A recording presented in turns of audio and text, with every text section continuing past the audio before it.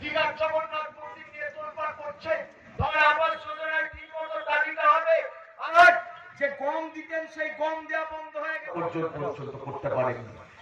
একদিকে তৃণমূল সারা বিশ্বে আমাদের দেশে রাজ্য বিনা পয়সায় রেশন দিচ্ছে, তার সরকার দুটো সরকারি দেশের মানুষের সারদা নাড়দা থেকে শুরু করে আজকে পাথর চুরি, বালু চুরি, কয়লা চুরি, গরু চুরি, কেষ্ট অনুব্রত মণ্ডল থেকে শুরু করে মাগুর মাছের ব্যবসায়ী, তার আজকে হাজার হাজার কোটি টাকার সম্পত্তি, তার দেহরক্ষীর 100 কোটি টাকার সম্পত্তি। আর আমাদের ব্যানার্জি পরিবার আজকে যারা আমাদের রাজ্যের ক্ষমতায় আছে, আজকে কালীঘাটের আর ওই অঞ্চলে যেখানে তাদের বাড়ি, সেখানে 35টা প্লটের মালিক। আজকে গোটা রাজ্যের তৃণমূলের যারা নেতা, তাদের খাটের নিচ থেকে হাজার হাজার লক্ষ লক্ষ কোটি টাকা বেরোচ্ছে, কেজি কেজি সোনা বেরোচ্ছে।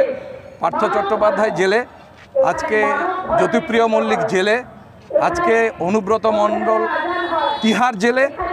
আর কবে মমতা ব্যানার্জি আর অভিষেক ব্যানার্জি এদের ডাক পড়বে সেই অপেক্ষায় পশ্চিমবাংলার মানুষ আছে। আর আমাদের 34 বছরে একজন মন্ত্রী, একজন এমএলএর গায়ে আজও পর্যন্ত বিজেপি আর তৃণমূল 13 বছর আর 10 বছরের সরকার আমাদের গায়ে হাত দিতে পারেনি। এখানেই হচ্ছে বামপন্থীদের সাথে আজ বিজেপি তৃণমূলের তফাৎ হচ্ছে এখানে। ইন্ডিয়া জোটের দুই প্রধান শরিক পশ্চিমবঙ্গে যে লড়াইটা তৈরি করেছে, তার জন্য এক্সট্রা কোনো প্রস্তুতি নেওয়ার দরকার হবে বলে মনে হয়।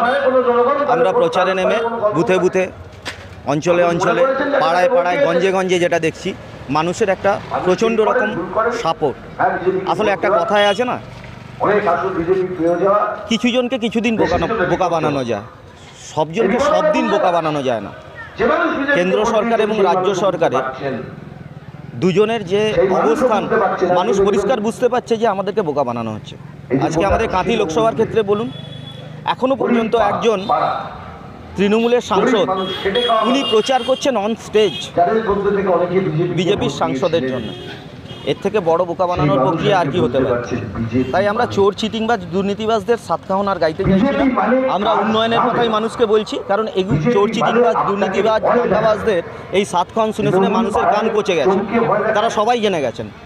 কিন্তু এখন দরকার হচ্ছে আমাদের মানুষের উন্নয়ন। সেই জন্য আমাদের ইন্ডিয়া জোটের পক্ষ থেকে এবং রাহুল গান্ধী আমাদের কাছে একটা বার্তা পাঠিয়েছেন যে 5টা ন্যায় আমরা এইবারের আমাদের ইশতেহারে রেখেছি, যেটা আজকে